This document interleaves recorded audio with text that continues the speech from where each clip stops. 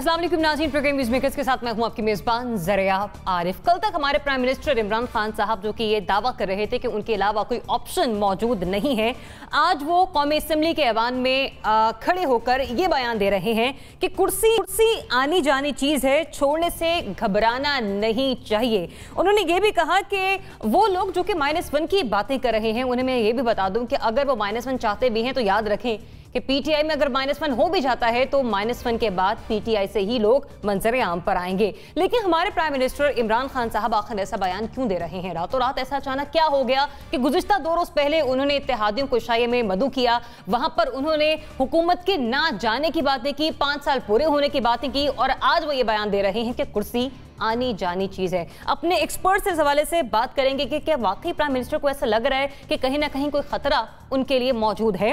Programme की दूसरे segment में हम बात करेंगे उस बड़ी खबर के हवाले से जो कि आज तर्जुमान पीआईए की जानिब से मंजर-ए-आम पर आई कि कौमी एयरलाइन का यूरोप के लिए फजाई ऑपरेशन 6 माह के लिए मुअत्तल कर दिया गया है और इस नोटिफिकेशन का जो इतलाक है वो 1 जुलाई से हो रहा है। याद रहे कि यूरोपीय यूनियन एयर सेफ्टी की जानिब से ये अहम इकदाम जो है वो अपने मुसाफिरों की सेफ्टी को मद्देनजर रख कर लिया गया है।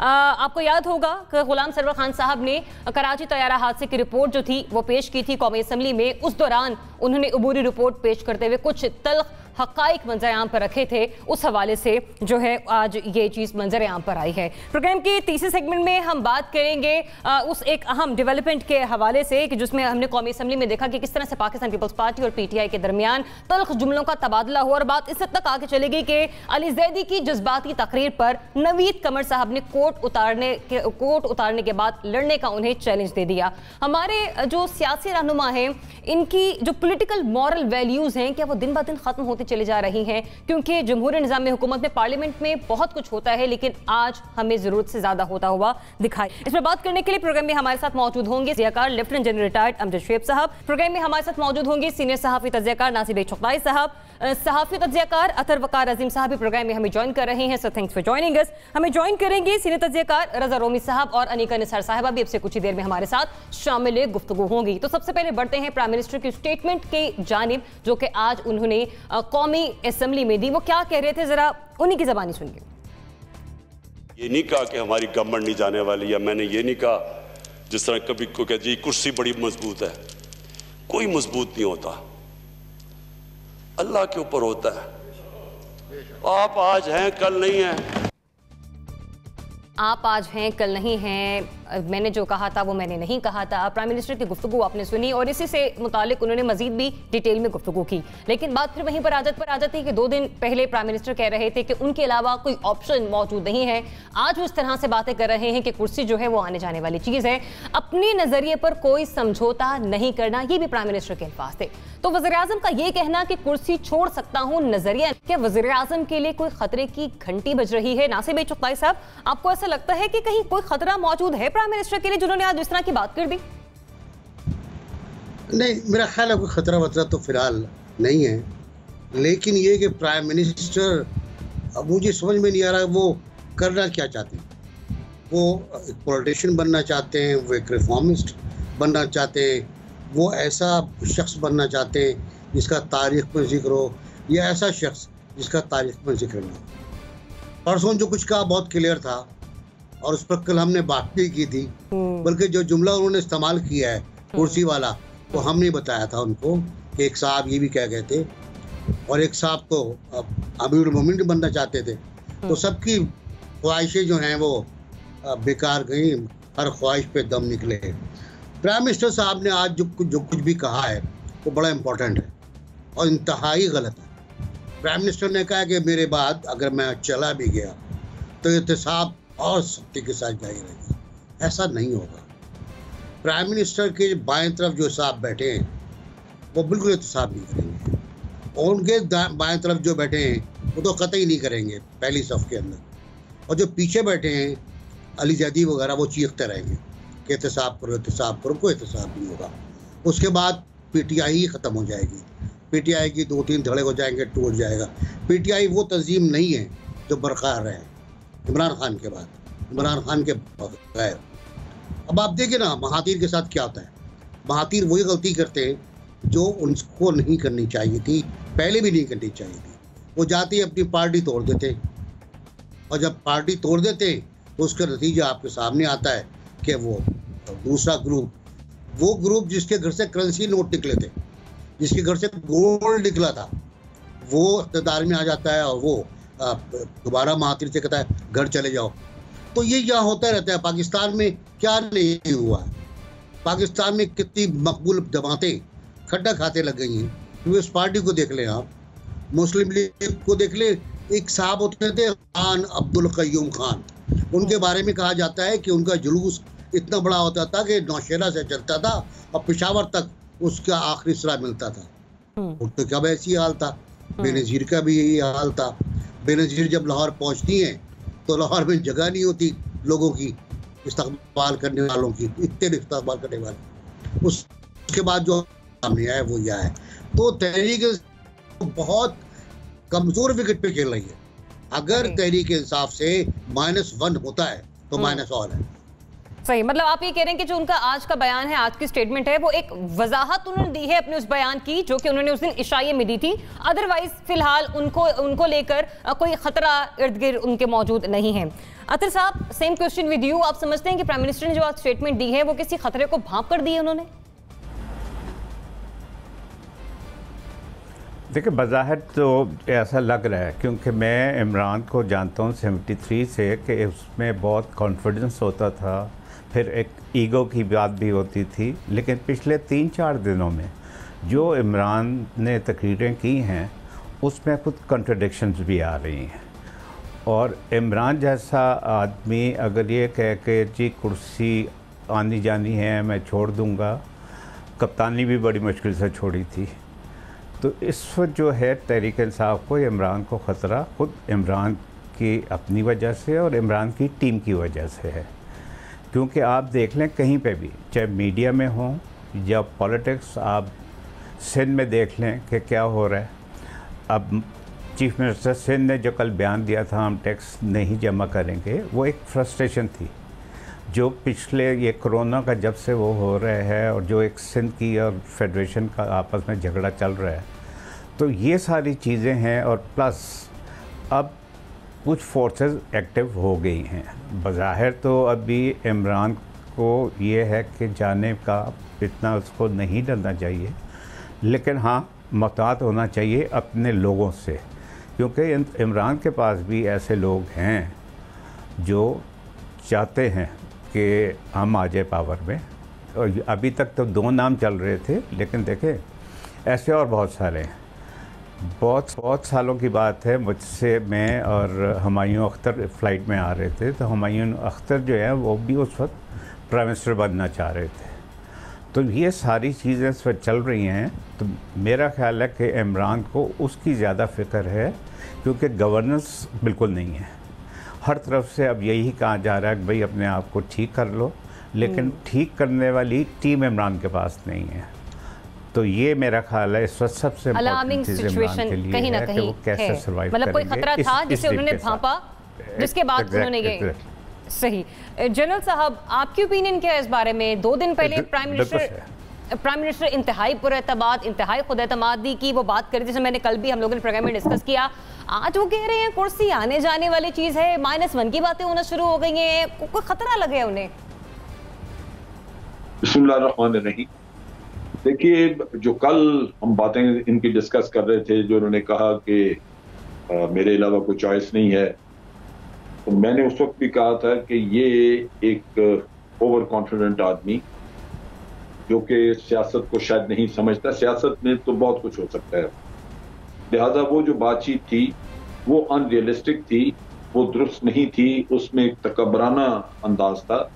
लेकिन जो आज बातचीत उन्होंने की है वो हकायक के करीब है, क्योंकि सियासत में ऊंच नीच तो बिल्कुल है, खास तौर पे ऐसी गवर्नमेंट के लिए जो बड़ी थिन मेजॉरिटी के ऊपर बैठी और उस गवर्नमेंट के नीचे मुख्तलिफ पार्टियां जोड़ तोड़ भी करती नजर आए और हालात एक दिन यूं नजर आए कि बस मुखालफत में जा रहे हैं और कल कुछ होने वाला है, और दूसरे दिन हालात खुद बेहतर हो जाए। मैं समझता हूं कि जो उनको जिस तरह उन्होंने अपना बजट पास कराया है, जैसी उनको 41 वोट्स की मेजॉरिटी वहां पे मिली है, उस लिहाज से तो उनको वैसे ज्यादा कॉन्फिडेंट होना चाहिए था कि उनकी पॉलिसीज को सपोर्ट किया जा रहा है। अगर वहां पे बजट पास ना होता तो ये बताते खुद एक नो कॉन्फिडेंस हो जाता और उनको उनकी हुकूमत बैठ जाती। लेकिन ये तो उनको बड़ी वाज़ेह मेजॉरिटी मिली वहां, ना सिर्फ उनके अपने इत्तेहादियों ने वोट दिए बल्कि कुछ और लोगों का भी इतला है कि उन्होंने दूसरी पार्टियों से लोगों ने वोट दिए।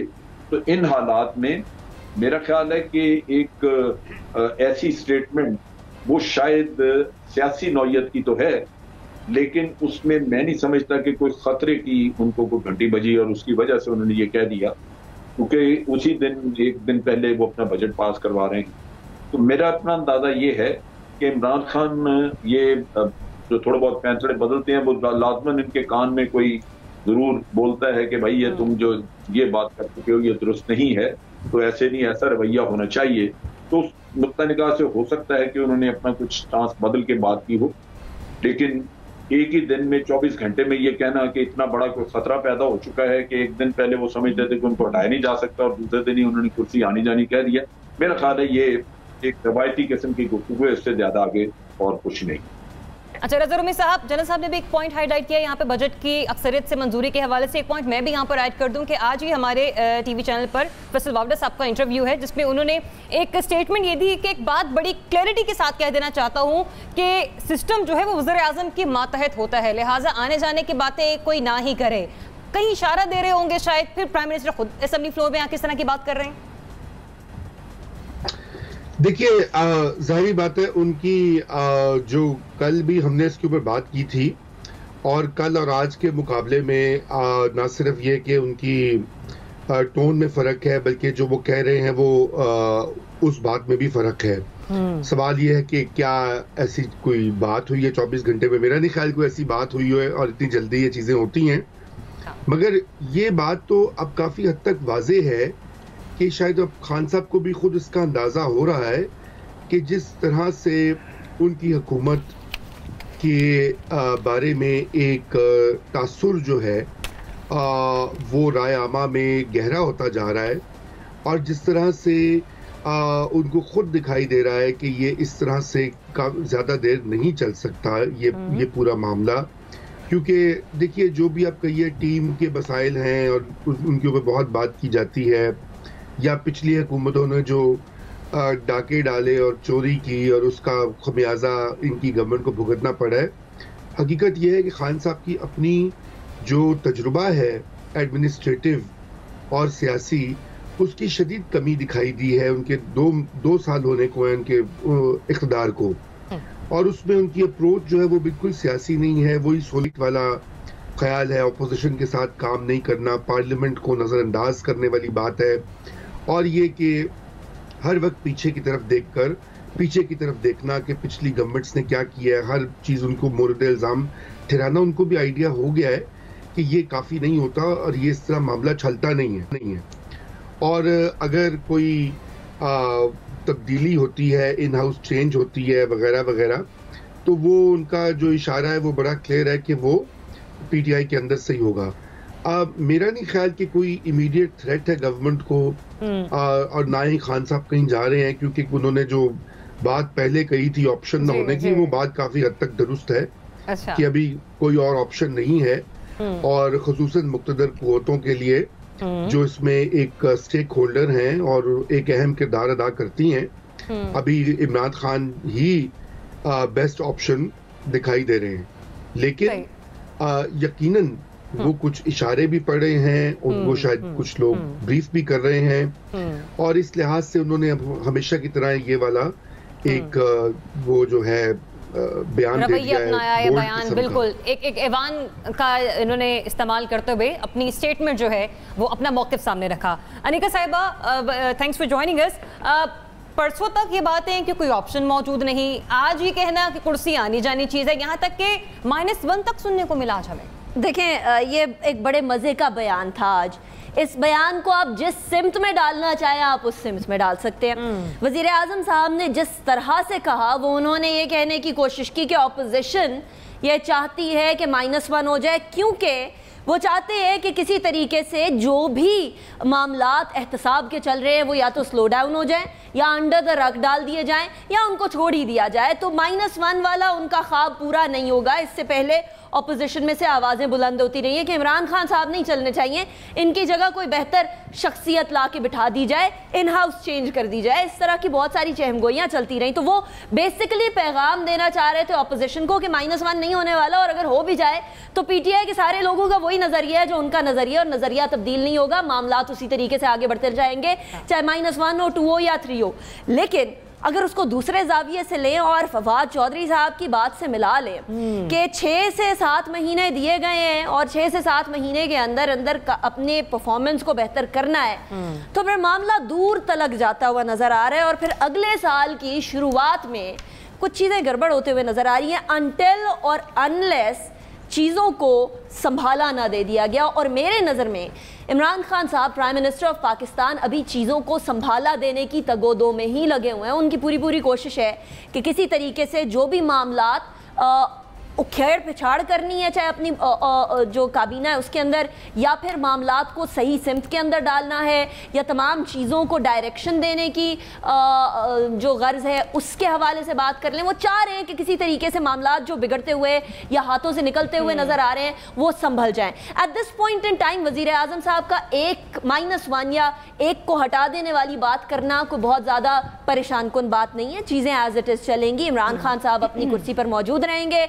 और ये हुकूमत चलती रहेगी। लेकिन आज से 6 से 7 महीने बाद असल कहानी खुलकर सामने आएगी, जिसकी तरफ शहर इख्तदार की बहुत सारी इंपॉर्टेंट जगहों पर बात होना शुरू हो भी चुकी है। मतलब कहीं ना कहीं से तो खतरा भांपा है हमारे वज़ीर आज़म ने, जिसकी बिना पर उन्होंने आज की बात की।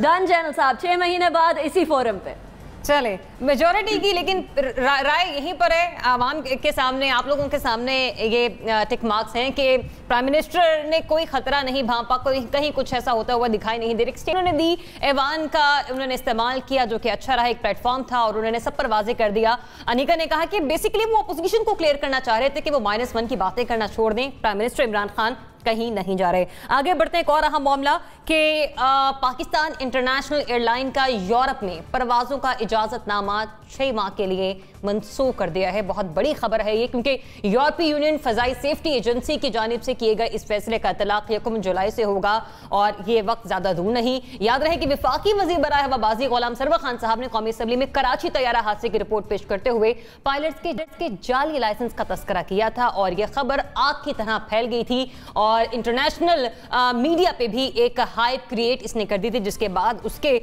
जो नेगेटिव एस्पेक्ट्स हैं वो आज हम इस खबर की सूरत में देख रहे हैं कि पीए की यूरोप की परवाजें 6 माह के लिए मनसूख हो गई हैं। तो इस मनसूखी की जिम्मेदार क्या हुकूमत है, इस पर बात करते हैं। नासिब चुगताई साहब, ये बहुत बड़ा फैसला है, पाकिस्तान की जगहसाई एक तरीके से अगर देखा जाए, आपका ओपिनियन साथ इस राय के साथ भी कि पॉलिटिकल पॉइंट स्कोरिंग के चक्कर में क्या कुछ हम गलत तो नहीं कर बैठे? हमारे चारों जो पैनलिस्ट हैं वो तो रोज़ मुलाकात होती है। अथर वक़ार अजीम साहब से एक अरसे के बाद आज मुलाकात हुई है। मेरा सलाम अर्ज़ कर दीजिए, उस्तादुल असातिज़ा हैं ब्रॉडकास्टिंग में और टेलीविज़न में, और मेरा हमेशा मैं खराज तहसीन पेश करता हूँ। अब बात है आपकी PIA की, तो ये वो कुल्हाड़ी है जो हमने अपने पैरों पे खुद मारी। हमने पैरों पे 1 बार मारी, 2 बार मारी, 3 बार मारी। पहले हमने पायलट को जिम्मेदार करार दे दिया, मरे हुए पायलट को, जहाज़ गिरने के 15 से 20 घंटे के अंदर ये पायलट जिम्मेदार है, को पायलट जिम्मेदार है। फिर हमारे वज़ीर साहब ने, वज़ीर एविएशन ने, हालांकि इतने पुराने सियासतदान हैं, कहते गुर्गे 12 दीदा हैं वो शख्स जिन्होंने हज़ारों साल का दबाना देखा है, उन्होंने पर्चियाँ हिलाई और कहा 248 जाली लाइसेंस, और जब हकीकत सामने आई तो वो 28 की आती है, और उन 28 में से 8 मर चुके हैं। उनमें से एक डॉक्टर, एक फ़र्रुख साहब भी शामिल हैं, कैप्टन फ़र्रुख, जिनकी 30 साल की सर्विस है, जब इम्तहान ही होता था, जब एलो करम वगैरह से ट्रेनिंग लेकर लोग जहाज़ चला लिया करते थे, तो वो दौर था। अब वो जाहिर है उसका, उसी दिन मैंने कहा था, उसी दिन मैंने लिखा था कि इसका खतरनाक असर होगा। इसका असर पाकिस्तान पे नहीं होगा, PIA पर होगा, पाकिस्तान के फ्लैग पर होगा जो गैर मुल्की फ़ज़ाओं में प्रवास करता है, PIA के रेवेन्यू पर होगा, PIA की इंटीग्रिटी पर होगा। चुनांचे सबसे पहले UAE ने कोविड लैब ना होने के बहाना लेकर आपकी परवाज़ें मनसूख कर, इनबाउंड परवाज़ें मनसूख कर दी हैं तमाम। वो खुद आने को तैयार है, आपकी परवाज़ों को लेने के लिए तैयार नहीं है। आज यूरोप का जो वाक़या है ये बहुत बड़ी ज़रब है, ये बहुत बड़ी ज़रब है पाकिस्तान के ऊपर। छोड़ें PIA को, वो छोड़ें PIA के पॉलिटिक्स को, कितने हज़ार PIA में लोग काम कर रहे हैं, कितने लाख आदमी वहाँ भर्ती हो गए हैं। ये पाकिस्तान के ऊपर एक हमला है और वो हमला हमारी अपनी गलती से हुआ है। हमने अपने डिफेंस ठीक नहीं रखे थे, हमने अपना किला ठीक नहीं बनाया था, हम पता नहीं क्या क्या कह रहे थे और क्या क्या कहना चाहते थे। मेरे ख्याल है कल प्राइम मिनिस्टर ने भी कहा है कि मैं PIA की रिपोर्ट पेश करना चाहता था, लेकिन इस तरह नहीं, हमारी बदनामी हो गई है और वाकई हमारी बदनामी हो गई। अगर यूरोप आपकी परवाज़ें बंद कर रहा है तो फिर कहाँ जाएंगे आप, अमेरिका जाएंगे आप? इतनी लंबी फ्लाइट ऑस्ट्रेलिया जाएंगे आप, मुमकिन है वो भी बंद कर दें आपको। देखिए पायलट की सेफ्टी का मसला जो है वो जहाज़ की सेफ्टी का मसला है, और जहाज़ की सेफ्टी का मसला जो है वो मुसाफिरों की सेफ्टी है। कोई मुल्क अपने मुसाफिरों को गुलाम सवर साहब के कहने पर खतरे में नहीं डालेगा। हमारी जाली नाम नेहाद जाहिर लाइसेंस। तो मुख्तसर ये कि हुकूमत ने अपने पांव पर खुद कुल्हाड़ी मारी, जिसका खुमियाजा हम आज इस फैसले के बाद सुन रहे हैं। 3 बार मारी। ठीक, जनरल साहब, यूरोपीय यूनियन एयर सेफ्टी एजेंसी का आज का इक़दाम यकीनी तौर पर हमारी क्रेडिबिलिटी पर एक क्वेश्चन मार्क है। इसकी जिम्मेदारी अब देते हुकूमत को? जी जी बिल्कुल। बात यह है कि PIA वैसे तो तबाह हाल थी और हमें पता है कि पिछले 10 सालों में इसके साथ क्या होता रहा। आज भी आप देख लीजिए कि तकरीबन 36 जहाज हैं और 825 के करीब पायलट्स थे इनके पास, पता नहीं किस काम के लिए रखे हुए थे उन्होंने। तो ये एक अच्छा अमल था कि आप उनकी स्क्रीनिंग कर लेते, लेकिन जो हमारे एविएशन के मिनिस्टर साहब ने पाके एक पब्लिक स्टेटमेंट एक पार्लियामेंट के फ्लोर पे खड़े होके बड़ी अपने फातिहाना अंदाज में ये बात की कि जनाब यहाँ पे ये इस तरह के फिक्टिशियस किस्म के पायलट्स मौजूद हैं जिन्होंने इस तरह लाइसेंस लिया, ये मेरा ख्याल है बहुत ही डैमेजिंग काम है कि हमने उसी दिन ही ये महसूस किया था कि पूरी दुनिया में पाकिस्तान का नाम न सिर्फ बदनाम किया बल्कि एयरलाइन का बेड़ा गर्क करके रख दिया। इस एयरलाइन पे कोई भी एतमाद नहीं करेगा। ये आज हम ठीक भी कर लें कि यहाँ से वो पायलट्स आइडेंटिफाई हो गए, हमने उनको छुट्टी कर दी, निकाल दिया सब कुछ, उसके बावजूद हमारे सिस्टम के ऊपर दुनिया का एतमाद उठ जाएगा कि यहाँ ये सिस्टम मौजूद है जहाँ पे आप उसको सरकमेंट कर सकते हैं, आप जारी लाइसेंस दे सकते हैं। ये कोई छोटी बात नहीं है। जो इंसानों की जिंदगियां इतनी जो आप खतरे पे डाल के तो इस तरह के, ये तो कोई भी चांस नहीं लेगा दुनिया में। और मेरा अपना ख्याल है कि PIA को अपनी अगर वो एयरलाइन जो बाद में अपने आप को दुरुस्त करके चलाए भी तो इनको बाहर के मुसाफिर तो बड़ा मुश्किल है कि इनके एयरलाइन पे सफर करें, ये बहुत बड़े खसारे पे जाएगी। तो मैं समझता हूं कि एक ही स्ट्रोक में गुलाम सरवर साहब ने इसका जैसे सुइसाइड बॉम्बिंग कहते हैं ना, वो इस एयरलाइन पे कर दी है, इसका बेड़ा बिल्कुल सत्यानाश करके रख दिया है। ना कोई एतमाद रहा किसी को। अंदरूनी मुल्क भी लोग बात कर रहे हैं, लेकिन सबसे इंपॉर्टेंट चीज है कि आपके सिस्टम के ऊपर से बाहर के ममालिक का जब उठ गया एतमाद तो ना आपके पायलट्स को बाहर नौकरियां मिलेंगी, उनको जॉब नहीं मिलेंगे, और ना ही आपकी एयरलाइन पे कोई सफर करना चाहेगा।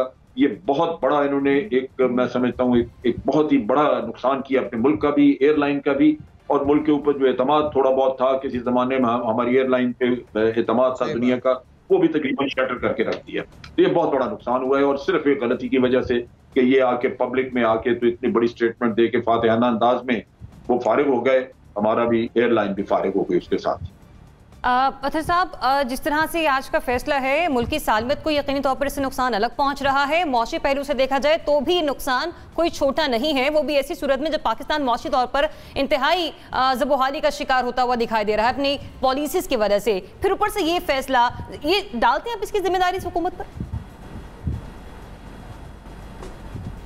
बिल्कुल डेफिनेटली देखें, इसमें शुरू पहले दिन से ही जैसे नासिर बेग चुगताई साहब ने कहा, जो CEO हैं PIA के, वो इस्लामाबाद से आके और एयरपोर्ट पे, कराची एयरपोर्ट पे बयान देते हैं कि इसमें जहाज़ ख़राब नहीं था, इसमें पायलट की गलती थी। तो बुनियाद जो है उसी वक्त डल गई थी। दूसरी सबसे इम्पॉर्टेंट चीज़ ये है कि कभी भी वॉइस रिकॉर्डर जो है वो पब्लिक में शेयर नहीं किया जा सकता। हमारे मिनिस्टर साहब जो इतने सालों से पास करते हैं, पता नहीं क्यों और किसके कहने पे उन्होंने ये पब्लिकली शेयर किया, टीवी में आके, हर चैनल में आके बात की। उन्हें अंदाज़ा नहीं था कि आने वाले दिनों में पाकिस्तान के साथ और एयरलाइन के साथ क्या होगा। देखें, वियतनाम में पाकिस्तानी पायलट्स को उन्होंने ग्राउंड कर दिया, आपके एमिरेट्स से अब यूरोपियन कंट्रीज ने बैन कर दिया। PIA की अब इनकम जो है उसका क्या होगा। इसमें एक चीज़ और भी है जो अभी मेरे साथियों ने नहीं उसमें उसको डिस्कस किया। क्या ये जो सरवर साहब का बयान है, इसके पीछे कोई पॉलिटिक्स भी थी? क्योंकि ये तो बिल्कुल एक बेवकूफ़ी थी कि आप पूरी दुनिया को बता दें कि जी हमारे पायलट जो हैं उनकी ट्रेनिंग सही नहीं है, उनके पास जिगलियाँ जाली डिग्रियाँ हैं। लेकिन क्या इसके पीछे कुछ और भी है? क्या PIA को प्राइवेटाइज करना चाहते हैं? कौन PIA को ख़रीदना चाहते हैं? हमें हर एंगल से इसको देखना पड़ेगा, क्योंकि ये स्टेटमेंट जो है कहीं से भी अक्लमंदी वाली बात नहीं थी जो आप दुनिया को बता रहे हैं कि हमारी एयरलाइन में कैसे पायलट्स काम करते हैं। हालांकि हमारे पायलट्स एक ज़माने में एमिरेट्स को बनाने में उनका हाथ था। तो अब ये बातें करना और इस तरह की चीज़ टीवी पे, मीडिया पे आके, क्योंकि जो जैसे मैंने पहले कहा, ये तो एथिक्स के खिलाफ है कि आप वॉइस रिकॉर्डर को आप मीडिया पे आके पब्लिकली शेयर करें। तो इससे अब शायद इन्हें अंदाज़ा हो रहा होगा कि कितनी बड़ी गलती की, लेकिन इतनी बड़ी गलती है जिसका अब इतनी आसानी से इजाला नहीं हो सकता। रज़ा रूमी साहब, एक इंतहाई अहम नुक्ता उठाए यहाँ पर। रज़ा साहब ने कहा कि सियासी मकासद भी हो सकते हैं इस बयान के पीछे जो कि गुलाम सरवर खान साहब ने दिए, जिसमें सरफहरिस्त मामला है प्राइवेटाइजेशन का। अब मेरा सवाल ये कि ये जो बयान दिया उसके नताइज तो हमने देख लिए और भुगतना भी पड़ेंगे। अब जिम्मेदार है हुकूमत इसकी? जी बिल्कुल, हुकूमत जिम्मेदार है, इसमें तो कोई अब शक की गुंजाइश नहीं है। और जो भी उनकी महरक़ात हैं या वो अवामिल हैं जिनकी बिना पर वज़ीर साहब ने इस तरह का बयान दिया और मीडिया में टॉक की, वो अपनी जगह। लेकिन ये बात तो अब काफ़ी हद तक सामने है कि देखिए कोई डायरेक्शन नहीं है, चाहे वो इंडिविजुअल वज़ीर हों या एक हुकूमत की कलेक्टिव जो विल या कलेक्टिव उनकी जो वॉइस होती है उसके हवाले से भी बात हो। अव्वल तो ये कि आप एक गलत लिस्ट जो है, जो कि गैर तस्दीक शुदा लिस्ट जो है, वो वज़ीर साहब उसको पहले शेयर कर रहे हैं। एक तरफ तो उससे जग हसाई हुई और जाहिर बात है सभी लोग अलर्ट हो गए, इंटरनेशनली भी लोग अलर्ट हो गए कि भाई ये कैसी एयरलाइन है कि जहाँ पे बगैर डिग्रियों के या जाली डिग्रियों के पायलट जो हैं वो जहाज़ चला रहे हैं और लोगों की ज़िंदगियाँ उनके हाथों में हैं। बाद में मालूम पड़ा उस लिस्ट में तो बड़े सुकुम हैं, गलतियाँ हैं, कोई छोड़ गया हुआ है PIA, कोई कब का, यानी कि वो लिस्ट भी वेरीफाई नहीं हुई। और सवाल ये पैदा होता है, जैसा कि बिल्कुल सही कह रहे हैं, कि क्या वजह थी कि उनको मीडिया में आके ये बात कहनी पड़ी। ये तो अब जाहिर बात है वज़ीर आज़म साहब को चाहिए कि इसकी तहकीकात करवाएं, लेकिन मेरे ख्याल से ये एक बहुत बड़ी ब्लो है PIA के लिए, पाकिस्तान के इमेज के लिए। पहले ही ये परवाज़ जो है स्ट्रगल कर रही थी और एक ज़माने में इसकी एक रेपुटेशन होती थी और लोग इसको और दीगर एयरलाइंस को ट्रेन किया था, एक मॉडल था। और ये हमने किस तरह से अपने इदारों को तबाह किया, ये एक और कहानी है, लेकिन ये एक सिंबल भी है कि किस तरह से हमारी मुख्तलिफ हुकूमतों ने जो माजी में आती रही हैं और बिशमूल मौजूदा, वो इदारों की तरफ कोई ध्यान नहीं होता, सारा ध्यान शख्सियात की तरफ होता है, नारेबाजी की तरफ होता है और डंग टपाओ की तरफ होता है। और आज ही आलम आ गया है कि हमें हमारे पायलट्स को ग्राउंड किया जा रहा है और ये अब नई पाबंदियाँ आ रही हैं, तो मेरे ख्याल से इस पर कोई और चारा नहीं है। PIA को जो है उसको फेस तरीके से प्राइवेटाइज करना चाहिए और कोई और तरीका नहीं है, क्योंकि ये तो नहीं चल रहा हमारी पब्लिक सेक्टर से, और ये एक सफ़ेद हाथी की तरह टैक्स पेयर्स के ऊपर बोझ है कि अगर उसमें गलत किस्म के लोग भर्ती हुए हैं और बगैर जाली डिग्रियों वाले पायलट चला रहे हैं, तो फिर ऐसी एयरलाइन को अवाम अपने टैक्सेस से क्यों फंड करें। अनिका, एक अबूरी रिपोर्ट अभी तफसीली रिपोर्ट नहीं है, ठीक है, उसके बाद ही हम देखते हैं कितना बड़ा डिजास्टर हमें असेंबली फ्लोर पर मिला। आज का ये फैसला किस तरह से एनालिसिस देंगे आप इस सारी सिचुएशन पर? जरा आप कुछ शहर दे लोग भी जालिम सन, कुछ सानू मरंदा शौक भी सी। ठीक है, माना आपकी PIA के अंदर बहुत सारे पायलट्स ख़राब होंगे, आपकी बाकी एयरलाइंस में भी बड़े पायलट्स ख़राब होंगे, आपका सिस्टम भी ख़राब होगा, सब कुछ ही ख़राब होगा, आवेगा हवा ही बिगड़ा होगा। लेकिन आपके घर के अंदर अगर चिटखनी नहीं लगती किसी दरवाजे की, तो आप जाके चोरों को नहीं बताया करते कि भाई मेरे घर में तो ये चिटखनी लगती नहीं है, चोरी करनी है, आ जाए। जो हमारे वजीर साहब ने किया है असेंबली के अंदर, वो एग्जैक्टली ये किया है कि आपने पूरी दुनिया के सामने अलल ऐलान बात कर दी कि हमारे यहाँ ये मसला है और ये मसला जो है पता नहीं कब से चला आ रहा है और पता नहीं कब ठीक होगा। ना आपने फहरिस्त की तस्दीक की, ना आपने नामों की तस्दीक की, ना आपने उनके एम्प्लॉय नंबर्स की तस्दीक की, ना आपने ये तस्दीक की कि वो जो पायलट्स हैं वो किस वाली एयरलाइन में है। इस पे CEO PIA अरशद मलिक साहब ने भी एक खत लिखा था कि जो फहरिस्त आपने दी है उसके अंदर बहुत सारी अनोमलीज नजर आ रही हैं, काइंडली इसको सही कर दीजिएगा। एक तरफ अरशद मलिक साहब PIA को संभालने की कोशिश कर रहे हैं, दूसरी तरफ हमारे वजीर साहब उसको डुबोने की कोशिश कर रहे हैं। मुझे तो ये बात समझ नहीं आई कि अगर आपने ऐसी, अगर आपको बहुत ही ज्यादा शिद्दत से रिपोर्ट पब्लिक करना ही थी, तो आप पब्लिक के नुमाइंदों के सामने पब्लिक करते, आप उस सेशन को इन कैमरा कर लेते, आप उसको पार्लियामेंट वाले PTV के ऊपर दिखाने की बजाय आप उसको कहते कि इसको खुफिया रखिए। हमने एक अबूरी रिपोर्ट आपके सामने पेश करनी है। हम चाहते हैं कि पब्लिक के वो नुमाइंदे जिनको पब्लिक इलेक्ट करके नेशनल असेंबली में लेकर आइए, हम चाहते हैं कि वो इन हो इस तमाम के तमाम सूरत हाल पे जिससे PIA गुजर रही है। इसीलिए हम ये चाहते हैं कि कैमरा की आंख इसको पूरी दुनिया को ना दिखाए, हम सिर्फ और सिर्फ पार्लियामेंटेरियंस को यह मामला सामने लेकर आना चाहते हैं और that would have been sufficient. इसको पब्लिक करना ही कहा जाएगा। लेकिन वजीर हवाबाजी माशाल्लाह आए, उन्होंने दबंग किस्म की तकरीर की और उन्होंने कहा कि शायद उन्होंने माउंट एवरेस्ट या K2 सर कर लिया है और अब जो है उसका खुमियाजा हमें ये डोमिनोज इफेक्ट की तरह हमें नजर आएगा। इसका खुमियाजा पहले आपने वियतनाम के अंदर अपने पायलट्स को ग्राउंड होते हुए देखा, हमारे पायलट्स के ऊपर अब इल्ज़ाम ये लगने लग गया है, चाहे वो पता नहीं कितने सालों की मेहनत करने के बाद पायलट बने हो, कि जी ये सारे के सारे एक जैसे। अब जब तक चीज़ क्लियर नहीं होगी तब तक पाकिस्तान के पायलट्स, पाकिस्तान की एयरलाइंस, इन तमाम के ऊपर सवालिया निशान रहेगा। और ये जो 6 महीने का बैन है जरिया, ये अरबों रुपए का नुकसान है, ये करोड़ों की लाखों की बात नहीं है, ये अरबों रुपए का नुकसान एक जुमला कर गया। तो मेरी नजर में हुकूमत, बिलखुसूस वजीर साहब 100% इस बात के जिम्मेदार हैं। हमारा PIA पहले ही बड़ी मुश्किल से उठने की कोशिश कर रहा था, उसको मजीद जमीन के अंदर धसाने के अंदर इस हुकूमत का कसूर है और 100% है। गुज़िश्ता रोज़ PIA की जानिब से एक फैसला भी सामने आया था। डिफेमिंग इस तरह से पाकिस्तान में इस एयरलाइन की हो चुकी है कि 12,000 रुपये तमाम किरायों में कमी के हवाले से ऑर्डर जारी किया जाता है।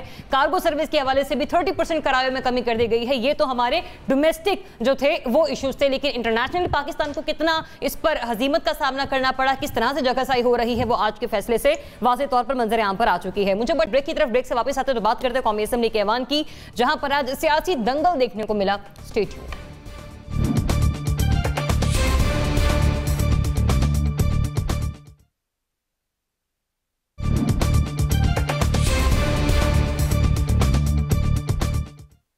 ये इस हाउस का कोई इज्जत बढ़ा रहे हैं हम, या अच्छा ठीक है ना भाई, फिर लड़ाई करते हैं, आओ मैं भी फोटो उतारता हूँ, आओ ना फिर। No please please please. जी, ये थी सूरत हाल आज कौमी असम्बली के ऐवान की। अली ज़ैदी साहब ने एक तकरीर की थी, खासी जज्बाती हो गए थे वो, जिसके रद्द अमल में नवीद कमर साहब आज हमें इस तरह से दिखाई दिए। उन्होंने कहा कि ये लो फिर मैं उतारता हूँ कोट और आओ अगर लड़ना है तो लड़ लेते हैं। तो असम्बली में हमें एक दंगल, सियासी दंगल देखने को मिला, जिस पर नवीद कमर साहब अपना कोट उतारने तक को तैयार हो गए। नवीद कमर साहब के जिन्हें बड़ा नर्म मिजाज शख्सियत का हामिल समझा जाता है, आज वो खासे जज्बाती हमें नजर आए। लेकिन क्या हमारे सियासी रहनुमा असम्बली का तकद्दुस भूल चुके हैं? नासिर चौथाई साहब, ये मॉरल वैल्यूज जो हमारे पॉलिटिकल मॉरल वैल्यूज हैं वो कहां चली गई हैं? दरियाब जो पहली बार आए हैं, जिनको मैं इंटर्न्स कहता हूं, उनको सिखाने की जरूरत है कि असम्बली का तरीक़ाकार क्या है, वक्फ़े सवालात क्या होता है, तहरीक इल्तवा क्या होती है। हम लोगों ने सीखी यार, जब हम रिपोर्टिंग करते थे हमें बताया गया था कि तहरीक इल्तवा किस तरह पेश होती है, क्या नोटिस होता है, वक्फ़े सवालात क्या होता है, बोलते किस तरह हैं, खिताब किस तरह करते हैं, मुखातिब किस तरह होते हैं, मुतकल्लिम और कलाम क्या होता है। नवीद कमर के बारे में मैं ये बहुत संजीदगी से कह सकता हूँ कि इंतहाई नफीस आदमी है, इंतहाई शरीफ आदमी है, इंतहाई हलीम तबा इंसान है, काइंड पर्सन है और एक ख़ास बैकग्राउंड है ख़ानदान का। शिजरा बड़ा मजबूत होता है, ख़ास शिजरा है पूरा। वालिद साहब भी सेनेटर होते थे और ऐवान ज़राअत के प्रेसिडेंट हुआ करते थे। वो भी ऐसी बहुत शरीफ इंसान। PNA की पूरी तहरीक में उनके मुंह से गाली नहीं सुनी गई। तो अब नवीद कमर का अब तक का जो रवैया रहा वो बहुत मतलब शरीफाना कह लें आप उसको जेंटलमैन स्टाइल कह लें। वो था, तरीक़े से आते हैं, तरीक़े से बैठते हैं, तरीक़े से जवाब दें। यकीनन वो मुश्तइल हुए। अली ज़ैदी का आपने नहीं सुनाया, वो सुनाना चाहिए था आपको कि अली ज़ैदी ने क्या कहा। वरना नवीद कमर टाइप का आदमी कभी इतना गुस्से में नहीं आता, कभी इस तरह मुश्तइल नहीं होता। कादिर पटेल हो सकता है और दूसरे हो सकते हैं, मुझे पता है कौन कौन जवाब दे सकते थे, और जवाब नवीद कमर को नहीं देना चाहिए था। मेरा ख्याल है कादिर पटेल को देना चाहिए था जवाब, जिसका माइक स्पीकर ने बंद कर दिया। अब सूरत हाल ये कि इस मामले में, इस पूरे घपले में तकद्दुस ख़राब होता है हाउस का। अगर तकद्दुस है तो वो ख़राब होता है, क्योंकि इस हाउस में, इस पार्लियामेंट के इस हाउस ने पहले ही रोज़ से हंगामा करना शुरू कर दिया था। पहले ही रोज़ से धूम धड़का शुरू हो गया था। अब 2 रोज़ 3 रोज़ पहले से किसी ने कुछ कहा था तो लोगों ने तकरीर सुनी प्राइम मिनिस्टर की आराम से, लोगों ने तकरीर सुनी बिलावल की आराम से, लोगों ने तकरीर सुनी ख्वाजा आसिफ की, कुछ नारे लगाकर। उसके बाद क्या होता है, आज अली ज़ैदी को गुस्सा क्यों आता है? अब अली ज़ैदी कौन है? फ़रूक नसीम के बाद दूसरा हमला सिंध पर हुआ, वो अली ज़ैदी ने अपने ही सूबत पर किया, गवर्नर राज के लिए, फिर गवर्नर इस्माइल ने किया, फिर और लोग जाते गए। तो ये सब दिल से ख्वाहिशमंद हैं कि सिंध में गवर्नर राज हो किसी तरह, और वो हालात को ख़राब, लेकिन कौमी असम्बली के हालात को ख़राब करना, सिंध में गवर्नर राज नहीं आ सकता। ठीक है, दोनों लिहाज से पॉइंट्स आपके आगे से, लेकिन यहाँ पे सिर्फ एक कमेंट में ऐड कर दूं। आपने कहा कि अली ज़ैदी साहब का भी शॉट हमें सुनवाया चाहिए था। वो जरा ज़बानी कलामी बात कर रहे थे। अली ज़ैदी साहब जरा फिजिकली उन्होंने जिस तरह का जेस्चर दिया, इसलिए हमने चाहा कि हाँ, नवीद कमर साहब ने जिस तरह से फिजिकल जेस्चर दिया वो हमने जरा नाज़रीन को दिखाया। अतर साहब, ये सिर्फ PTI और पीपल्स पार्टी के दरमियान की सूरत हाल नहीं है कि इस तरह का रवैया असेंबली फ्लोर पर इस्तेमाल किया जा रहा हो। अब दीगर सियासी जमातों की भी बात करें तो सूरत हाल दिन ब दिन बदलती और गंभीर सी होती चली जा रही है रवैयों को लेकर। देखें, अब कुछ ज़्यादा हो गई है। पहले भी बहुत देखें बड़े बड़े नाम थे जो स्पीकर होते थे असेंबली के, उन्हें हाउस चलाना आता था। अब आप ये बता दें, इस गवर्नमेंट ये जब से आई है, क्या हाउस प्रॉपर तरीके से चल रहा है? जैसे नासिर चौथाई साहब ने कहा, मैं ज़ाती तौर पे नवीद कमर को और मुराद अली शाह को जानता हूँ। दोनों नहायत नफीस, बहुत अच्छी फैमिली बैकग्राउंड से, दोनों एजुकेटेड लोग हैं। अगर वो उनका एटीट्यूड ऐसा हो जाए तो इसका मतलब कहीं ना कहीं गड़बड़ है। आप अगर उठा के देख लें, डे 1 से सेंटर ने सिंध गवर्नमेंट को एक्सेप्ट उस तरह से नहीं किया जैसे कि करना चाहिए था। प्राइम मिनिस्टर पूरे मुल्क के हैं, वो सिंध के भी हैं।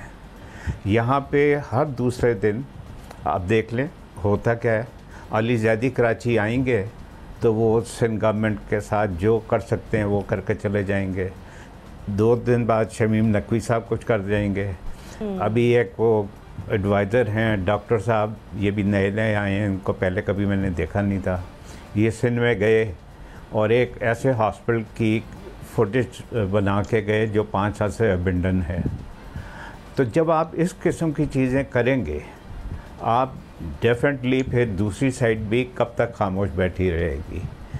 देखें, वो बात सही है कि इसमें कादर पटेल का मुकाबला अली ज़ैदी को करना चाहिए, लेकिन यहाँ पे तो वो बिलावल भुट्टो का मुकाबला मुराद सही से कराते हैं। फैसल वाडा लाइव शो में आके अब वोट रख देते हैं। यहाँ पे आप एक कोई प्रेस कॉन्फ्रेंस अगर सिंध से हो रही होगी तो 3 मिनट के बाद कोई ना कोई तहरीक इंसाफ का लीडर जो है वो तैयार बैठा होता है कि भाई जैसे इनकी ख़त्म होगी मैं तैयार हूँ, आ जाओ अब मेरी प्रेस कॉन्फ्रेंस अटेंड करो।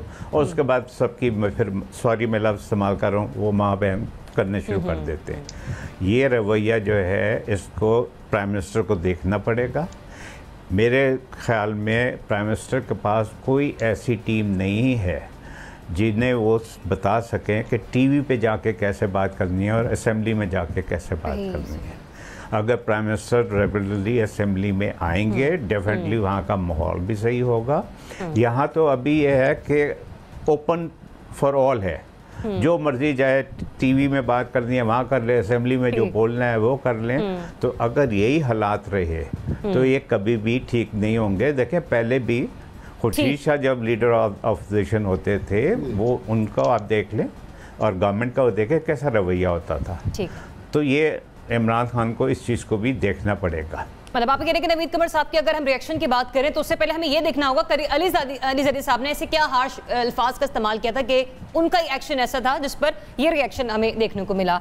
अनिका, एक पॉइंट अतर साहब ने यहाँ पर ऐड किया कि प्राइम मिनिस्टर को अपने वज़रा को समझाना होगा कि असेंबली फ्लोर पर बात करने का तरीका कुछ और होता है, टीवी टॉक शोज में बात करने का तरीका कुछ और होता है। देखिए, सबसे पहले तो आज जो हुआ उस पर मैं बजाते ख़ुद भी बड़ी हैरान परेशान थी, क्योंकि नवीद कमर साहब से जब भी हमारी गुफ्तगू हुई, जब भी मुलाकात हुई, मैंने कभी भी उनको हॉट हेडेड शख्सियत के तौर पर नहीं देखा। I have never found him to be a sort of reactive person. बड़े काम कंपोज तरीके से तल्ख सवालों का हमारे जवाब देते रहे हैं वो।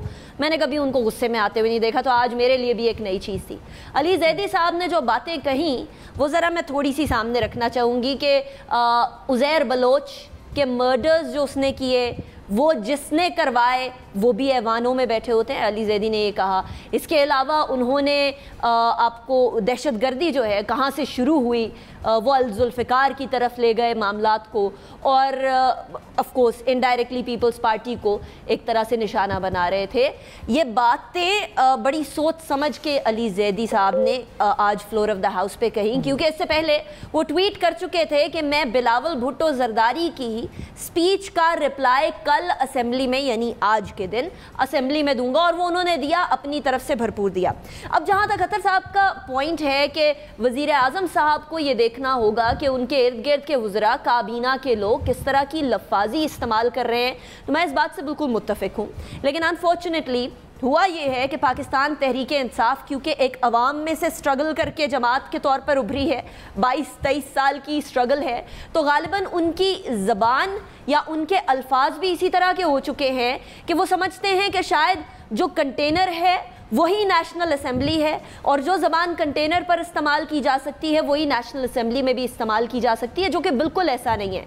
नेशनल असेंबली में आप अपने लाखों की तादाद के वोटर्स को रिप्रेजेंट कर रहे होते हैं, और लाखों की तादाद के वोटर्स गालम गलोच पे यकीन नहीं रखते हैं।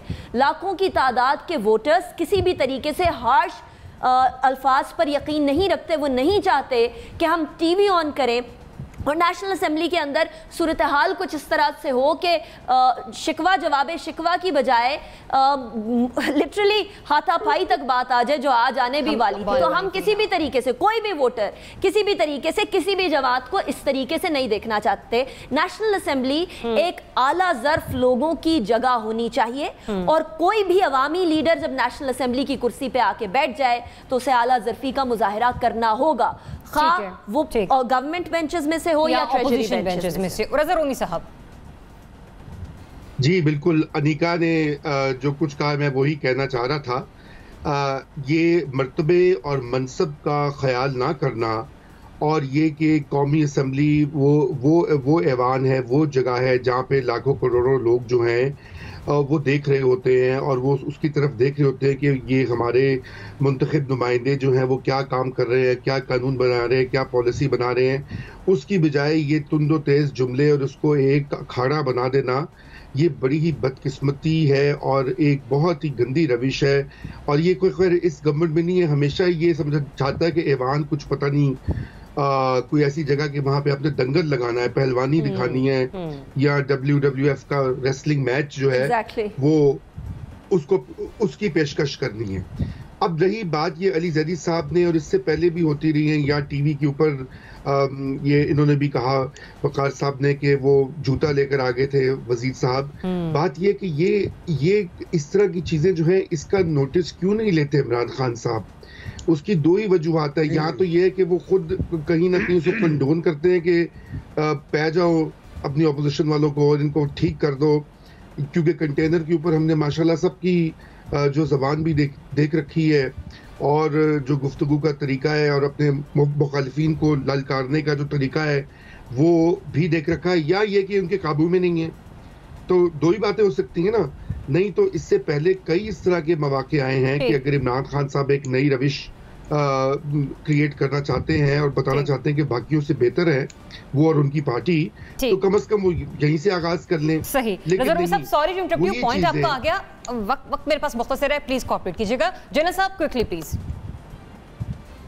देखिए बात ये है कि सियासत से मतानत उठ चुकी है और हर पार्टी ने अपने लूज कैनन्स कुछ रखे हुए हैं जो कि वक्तन फायर करते रहते हैं और उनके मुंह से ऐसे फूल झड़ते हैं जो कि कतन गैर मुनासिब होते हैं। लेकिन इन चीजों के बावजूद जो बाशऊर लोग हैं, जो जिनके बारे में हमेशा एक अच्छा तासुर रहा कि वो मतानत से अपनी सियासत कर रहे हैं, उनको बड़ा मोहतात रहने की जरूरत है, क्योंकि इन चीजों में उनका अपना इमेज खराब होता है। जैसे अभी नवीद कमर की हम बात कर रहे हैं, उससे कोई तवक्को नहीं करता, मैं भी तवक्को नहीं करता था कि वो इस तरह कोट उतार के तो वो यूं पहलवानी की तरह मायल होंगे। उनको रजू करना चाहिए था स्पीकर की तरफ कि ये इसको बंद कराएं या इसके अल्फाज हज़फ कराएं, या जो भी वो जवाब देना चाह रहे थे। आप सड़क पे जाके अगर किसी गुंडे को ललकार रहे हैं क्योंकि वो आपको गाली गलोच कर रहा है, तो मेरा ख्याल है उससे परेशानी ज्यादा आप ही को होगी, कपड़े आपके फाड़ दिए जाएंगे, तजलील आपकी की जाएगी, और हो सकता है कि अगर ये हाथापाई होती तो नवीद कमर को मजीद शर्मिंदगी उठानी पड़ती। तो बेहतर ये है कि जो सूझबूझ वाला आदमी है उसको ऐसी सिचुएशन से बचना चाहिए हर हाल में। अगर प्रोवोक भी किया जाए तो उसको बचना चाहिए, और प्रोवोक जो किया जाता है उसका जवाब देने के लिए कोई और मौका रखा जा सकता है, स्पीकर को इन्वॉल्व किया जा सकता है। लेकिन जाती तौर पे एक अच्छे बड़े शानदार ब्रांड का कोट पहना हुआ वो उतार के तो चल पड़ना, मेरा ख्याल है वो मुनासिब नहीं था। और नवीद कमर को मैं मशवरा दूं तो मैं यही कहूंगा कि आपको आइंदा मोहतात रहना चाहिए, ऐसा काम ना करें। चलिए, नवीद कमर साहब हो या फिर हुकूमत के बेंचेस पे बैठे वज़रा हो, दोनों इस ऐवान के तकद्दुस का ख्याल रखें, इससे हरगिज़ पामाल ना किया जाए, क्योंकि अवाम ने आपको वोट देकर अपना मिनट यहाँ पर बैठाया है। और ख्याल रखें कि ये कोई कंटेनर नहीं है, कोई TV टॉक शो नहीं है, ये कौमी असम्बली का ऐवान है। इजाज़त दीजिए, अल्लाह हाफ़िज़।